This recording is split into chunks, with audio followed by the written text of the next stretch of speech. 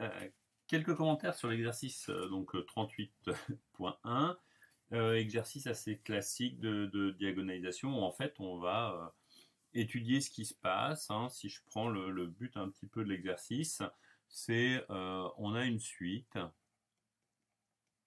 enfin trois suites couplées qui sont définies par les relations suivantes. Hein. Donc ça nous donne un processus qui se développe dans le temps. Et puis Zn plus 1, donc on a les trois, évidemment, vous pouvez mettre des systèmes propres-prédateurs, des systèmes comme vous voulez, à partir du moment où c'est linéarisé, et on veut connaître l'évolution de ceci, donc ce qui se passe quand on aura un très grand nombre d'itérations, et évidemment, ce qui nous intéresse là-dedans, c'est de remarquer que matriciellement, ceci se manipule très bien, puisque le vecteur, je pourrais appeler xn plus 1, vecteur xn plus 1, yn plus 1, zn plus 1, est égal à a fois le vecteur xn. Et donc, en particulier, xn sera égal à a puissance n x0 par une récurrence immédiate. Et donc, calculer a puissance n nous permet de déterminer xn à n'importe quel moment, à n'importe quelle étape.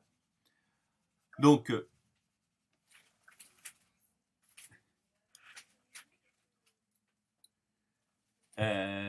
on va voir comment on va faire ce n, hein, c'est pour ça que là, je voulais effacer.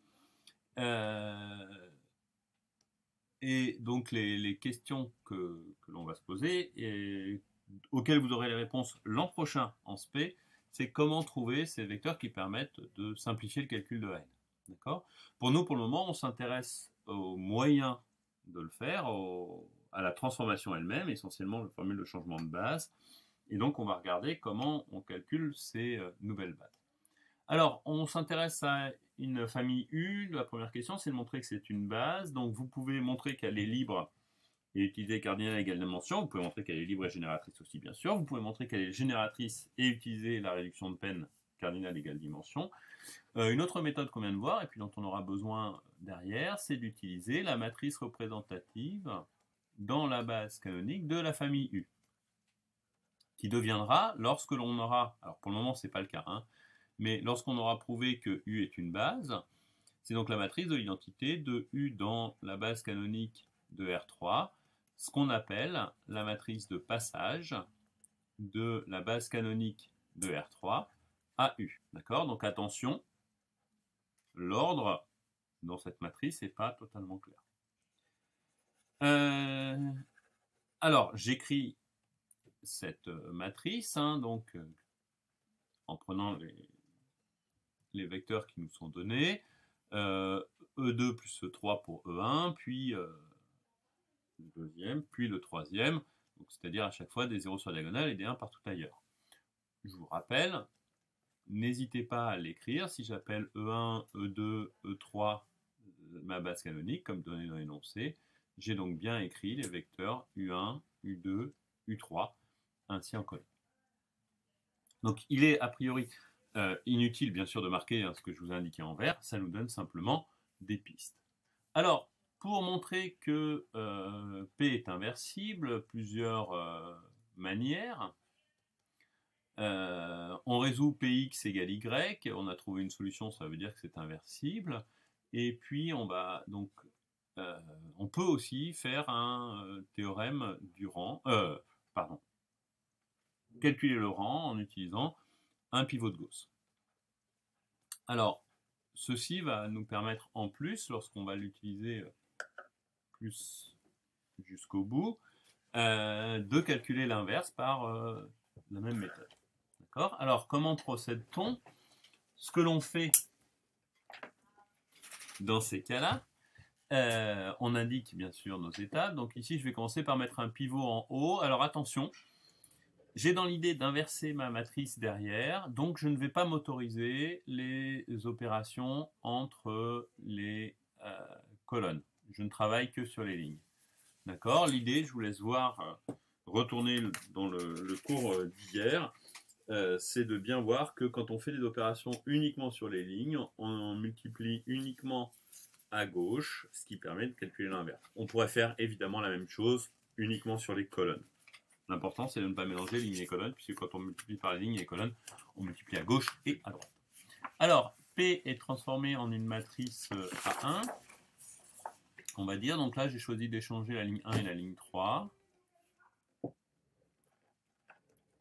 Et je fais subir la même opération à l'identité qui me donne une matrice B1.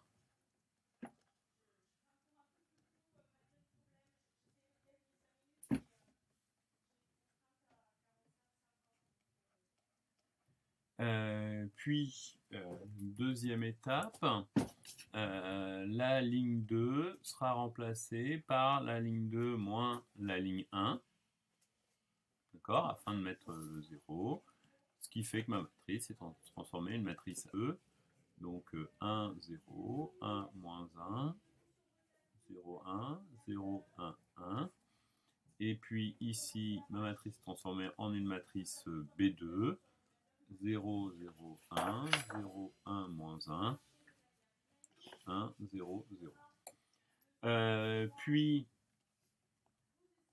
alors je vais avoir besoin de 1 sur la diagonale, donc on va dire la ligne 2 remplacée par moins la ligne 2. Donc j'ai un A3 qui est 1, 0, 0, 0, 1, moins 1, 0, 1, 1. Et puis un B3 qui devient 0, 0, 1, 0, moins 1, 1, 1, 0, 0. D'accord? Et puis la ligne 3, je la remplace par la ligne 3 moins la ligne 2, qui me donne une matrice A4, 1, 0, 0, 0, 1, moins 1, 0, 0, 2.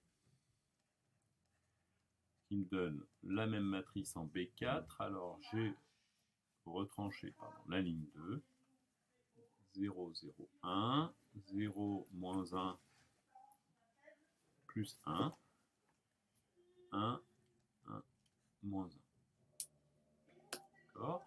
Alors j'efface un petit peu au-dessus pour garder ce qu'on est en train de faire, en espérant pas avoir fait ni d'erreur ni en conservant.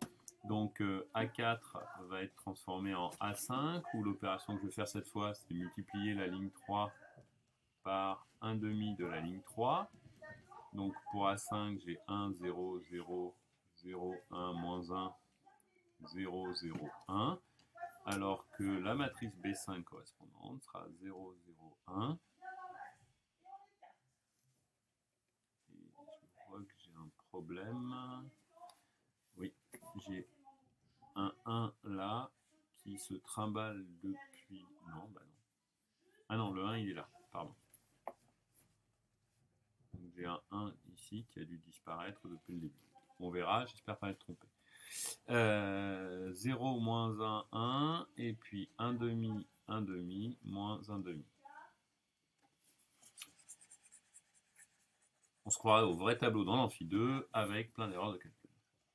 Je transforme en A6 ensuite. Donc alors, c'est là où on a une étape un petit peu délicate. Je prends cette fois le pivot ici, et non pas à côté, ce qui va me limiter les calculs. Et puis avec ce pivot-là, j'efface ce qu'il y a là et ce qu'il y a là.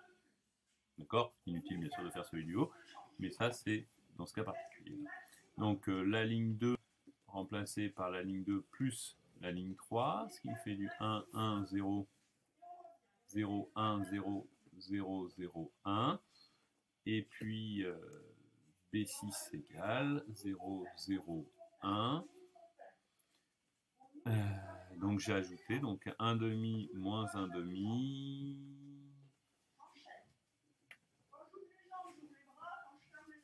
Et j'ajoute, c'est bon, 1 demi, 1 demi, 1 demi, moins 1 demi. Puis dernière étape, donc cette fois je change mon pivot qui devient celui-là, et avec celui-ci j'élimine ce qu'il y a. D'accord, vous voyez qu'on remonte de droite à gauche les pivots. Ce qui me donne une matrice A7 qui est un 1, 0, 0, 0, 1, 0, 0, 0, 1, c'est-à-dire I3.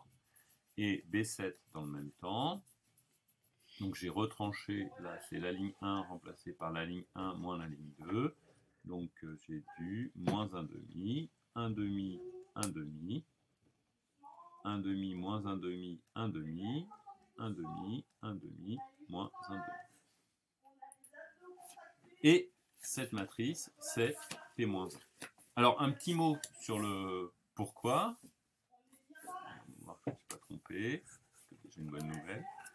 Ben, en fait, le lien, ce qui était expliqué dans le cours, mais réexpliquer, ça ne fera pas de mal, le lien entre A7 et P1. Alors, j'ai oublié de dire, au moment où on atteignait une triangulaire, on avait le rang. Donc, rang égale 3 égale fini.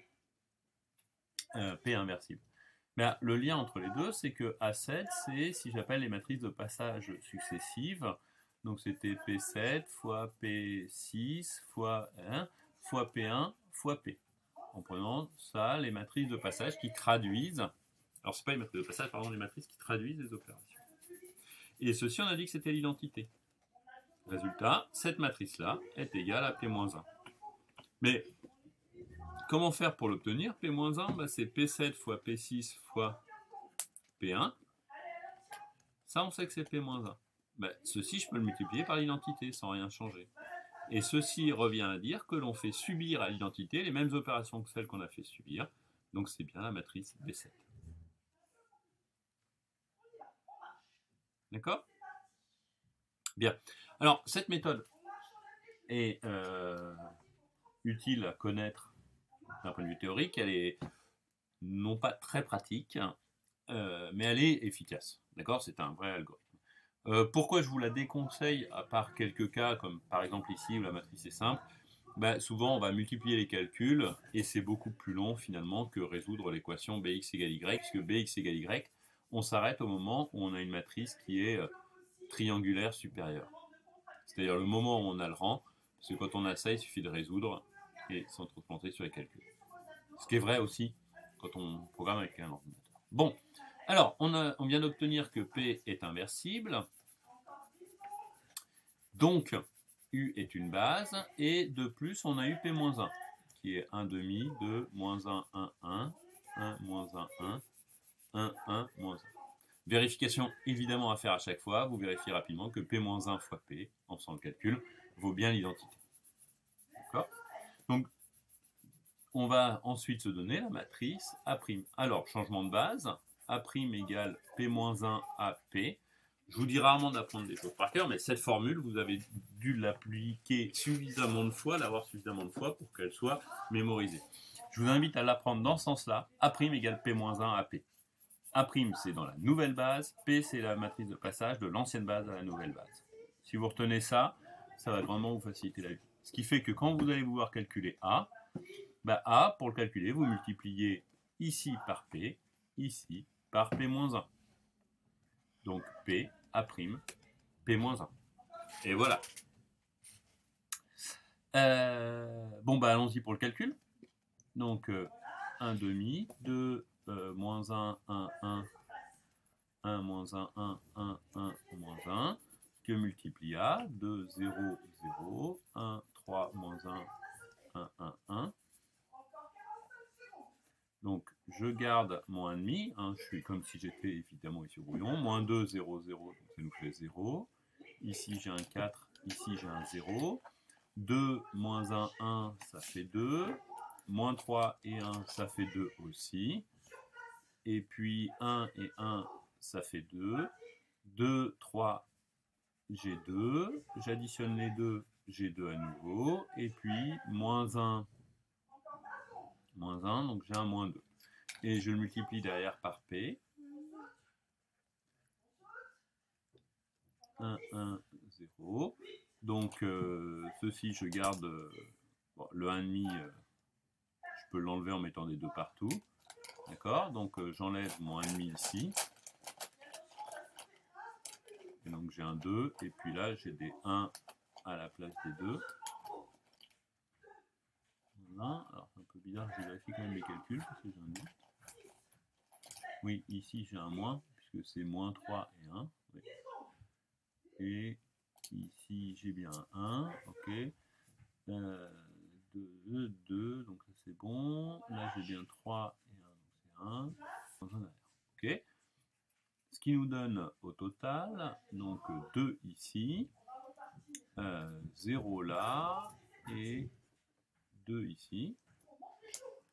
Ici, j'ai bien un 0, un 2 et un 0. Et en dernier, j'ai 0, 0 et 2. D'accord? Donc on obtient que A', c'est 2 fois la matrice 1, 1, 1, 0, 1, 0, 0, 0, 0. Alors on joint la matrice que vous reverrez dans l'école quand vous les chercherez, si vous ne les avez pas encore cherché. Et donc on a besoin de calculer A à la puissance n, qui est ceci à la puissance n fois cette matrice à la puissance n. Alors là on reconnaît un vieil exercice qu'on a fait de matrice. Ici c'est I3 plus n, le tout à la puissance n. N étant la matrice avec que des 0 et un 1. D'accord? Donc A' est égal à 2 puissance n, facteur de I3 plus n à la puissance n. I3 et n commutent, donc je peux appliquer le binôme de Newton, 2 puissance n fois la somme de k égale 0 jusqu'à n des k parmi n, n à la puissance k, et dès que j'ai n qui dépasse 2, j'obtiens 0. Donc il reste 2 puissance n fois I3, qui correspond au terme k égale 0, plus n fois n. Donc c'est du 2 puissance n, facteur de 1, 1, 1, 0, n, 0. D'accord? Et donc, pour obtenir ensuite A puissance n, eh bien, on a soit matriciellement A égale P A', P-1. Donc je vous invite à refaire le calcul autant de fois que nécessaire pour que ça devienne une bonne habitude. Donc je calcule au carré, je vois que P, P-1 me fait apparaître l'identité. Donc j'ai un P, A' carré, P-1. Et évidemment, vous l'avez autant de fois que vous voulez, par une récurrence immédiate. Donc A puissance n est égal à P, A' puissance n, P-1. Autre façon de raisonner, A puissance n, c'est la matrice représentative dans la base canonique de f à la puissance n. C'est donc la matrice représentative dans la base canonique de f, le tout à la puissance n. Pardon, c'est dans ce sens-là. A puissance n égale ceci, donc l'égalité est dans ce sens-là. Et une fois qu'on a ceci, eh ben, la formule de changement de base, c'est égal à P fois la matrice représentative dans U de f puissance n fois P-1. Et puis ceci devient, je peux faire sortir le n par la formule de composer des applications linéaires. Donc P, A' puissance n, P-1. Je retrouve la même formule. Donc finalement, le calcul à la fin, A puissance n égale P A' puissance n P-1. Donc le 1,5, le 1,5 c'est le 1,5 du P-1 qui vient là. Le 2 puissance n, c'est le 2 puissance n du A' qui vient ici. Et puis j'ai donc P, 0, 1, 1, que multiplie par A' puissance n, donc il me restait un 1, 0 avec un n. D'accord? Je calcule, et puis on calculera avec le P-1. Donc moins 1, 1, 1, 1, moins 1, 1, 1, 1, moins 1. D'accord? Donc, allons-y pour le calcul. 0, 1, 0. 1, 0, n. Plus 1. 0, 1, 1. Puis, ici, donc 1, moins 1, 1. Moins 1 plus n, donc ça nous fait n, pardon. 1, n plus 1, donc n plus 2. Et puis, moins n. Et puis le dernier, 2, 0, 0. Voilà. Donc, A puissance n, ça sera 2 à la puissance n moins 1. 1, moins 1, 1. N, n plus 2, moins n.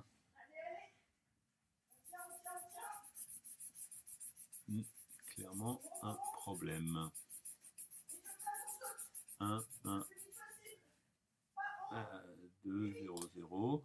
Donc il y a clairement un problème. J'ai une inversion entre mes deux lignes et mes colonnes. Qu'est-ce que je fais?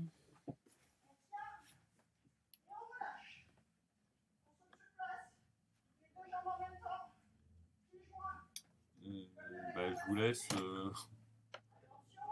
essayer de retrouver l'erreur qui doit être assez ridicule. Ah bah oui, c'est simplement ma matrice P. Ok, donc je reprends. Erreur grossière, hein, matrice P qui n'est pas inversible, il n'y a évidemment plus rien qui fonctionne. Problème de concentration. Donc, excusez-moi, on reprend 1, 1, 0. J'imagine quelques-uns qui ont dû bouillir en écoutant ça. Donc on reprend en espérant cette fois que le calcul soit juste. Donc 0, 1, 1, 1, 0, n plus 1, et puis 1,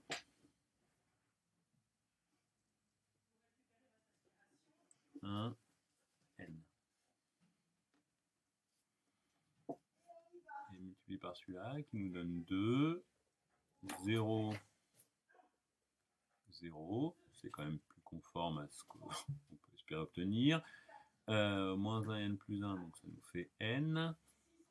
1 et n plus 1, ça fait n plus 2, et puis moins n, ça ne change pas, 0, 0, donc là j'ai n, n ici aussi, et puis là j'ai 2 moins n. Donc ça nous fait du a puissance n égale 2 puissance n moins 1, facteur de 2, 0, 0, n, n plus 2 moins n, n, n, 2 moins n. D'accord? On peut vérifier que A1 correspond bien à la matrice A qu'on avait calculée tout à l'heure. Alors, pour étudier les suites par récurrence, on l'a vu en fait dans l'énoncé de départ, lorsque je vous ai présenté l'énoncé, c'est-à-dire qu'une fois qu'on a cette matrice AN, on a le fait que xn, yn, zn est égal à a puissance n fois x0, y0, z0. Donc en particulier, xn ce sera 2 puissance n x0. On reconnaît en fait la suite géométrique. Et puis yn, ça sera 2 puissance n moins 1 n x0 plus 2 puissance n moins 2 n plus 2 y0 moins n 2 puissance n moins 1 z0 et de même pour zn. D'accord? Donc on peut trouver des équivalents, des choses comme ça, et étudier ces formules à l'infini.